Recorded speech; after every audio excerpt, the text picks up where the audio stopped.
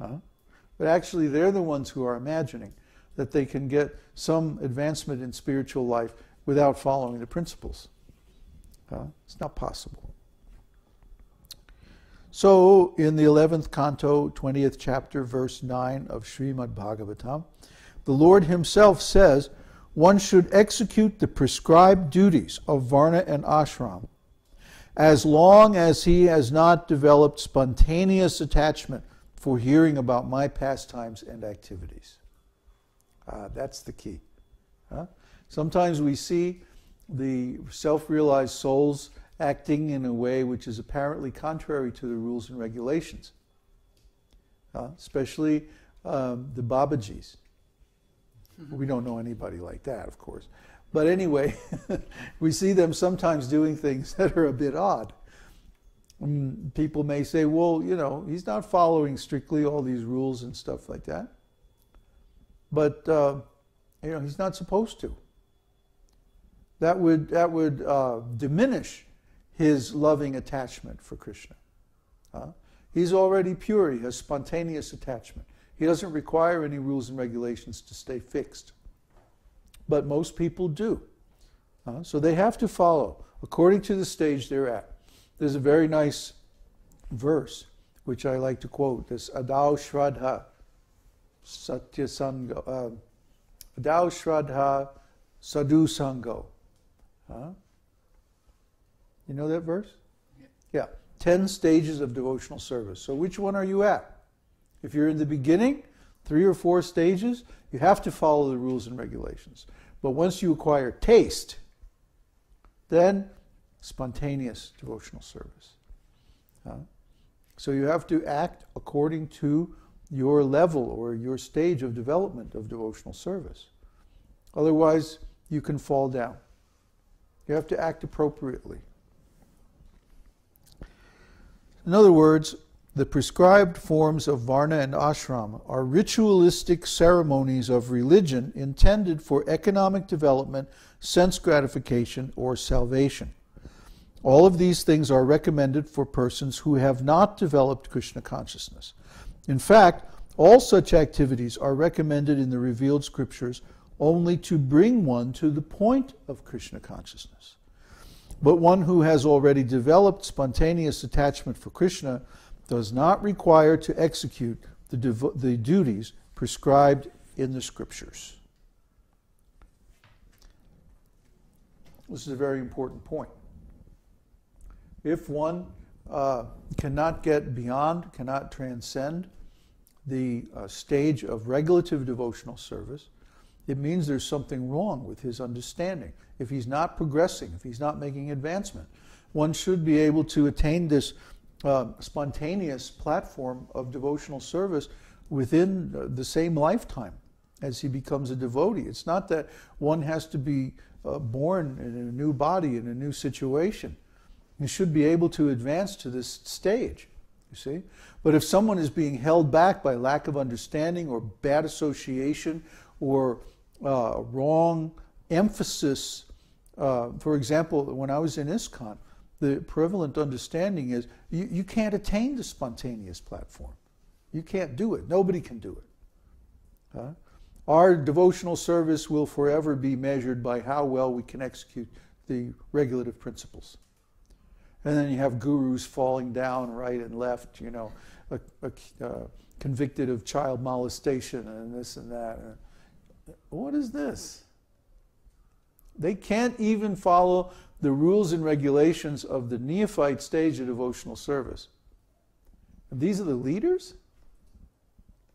Well, of course they're going to get the idea that you can't attain spontaneous devotional service because they haven't even attained the neophyte platform yet. But those who have actually followed those rules and regulations, they can understand that then there's a higher stage where you're beyond the rules and regulations. Does that mean that you go out and start smoking and drinking and eating meat again? No. No, it means you follow those rules and regulations spontaneously. It doesn't take any effort. In fact, you don't even think about this nonsense anymore because you're constantly absorbed in relishing the spiritual taste of the holy name of the Lord. See, that's really the spontaneous platform. And then automatically you perform service. Automatically you want to please your spiritual master. Automatically you want to serve the devotees. Automatically live in matra. Automatically chant the holy name. All these things come spontaneously. It's not like you say, okay, now I have to get up and do this mantra. Oh boy, this is tough, but I'm going to do it. That's in the beginning. After a while, it's like, oh, beautiful, another day, Hare Krishna. Krishna is there.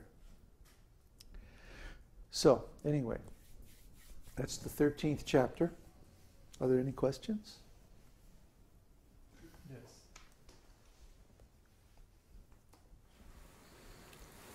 We understand that Babajis, in theory, they're not supposed to be preaching because of their wild nature. So, in this case, it is only because of emergency.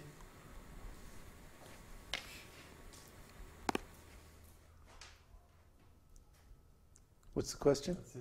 Is it only because of emergency? Yes. The situation is, my godbrothers got some distorted understanding of the scriptures.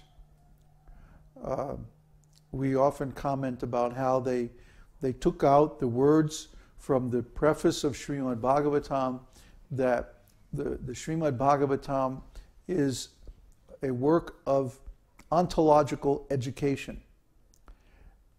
And this, I found, was the key to realizing Srimad Bhagavatam. If you don't look at Srimad Bhagavatam as a work of ontology, you cannot understand it properly.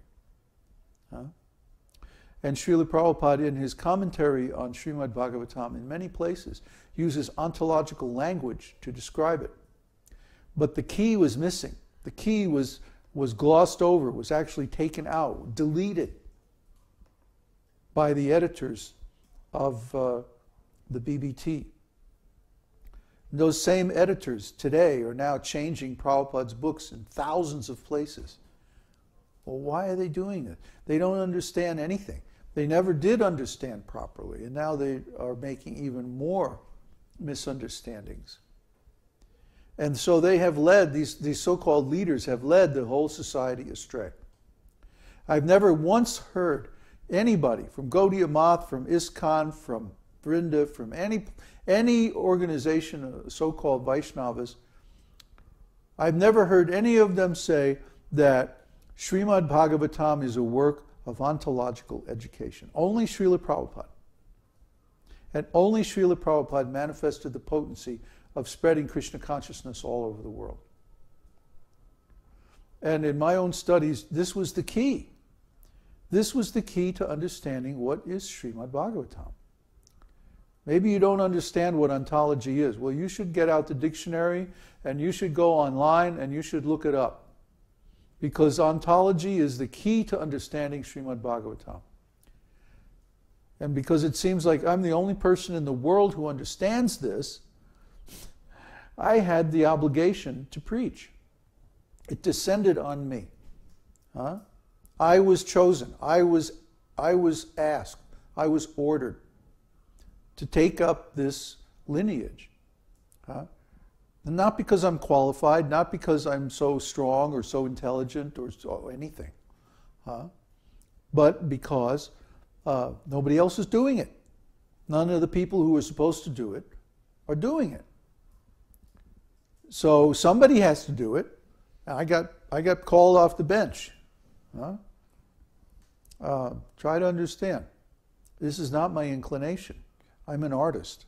I would much rather, just sit out in the woods someplace and play music. So I would rather not be engaged in public contact and philosophical debate and presentations and all of this stuff. I would rather just serve Krishna in my own way. But because there's a need, somebody had to do it. If you're so smart, if you're so intelligent, if you're so advanced, you do it. Please.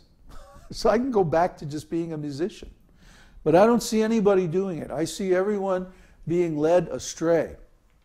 I see everyone being given an inferior understanding of Srimad Bhagavatam and these scriptures. I don't hear anyone preaching properly about Rasa Tattva. I don't hear anyone preaching properly about spontaneous devotional service.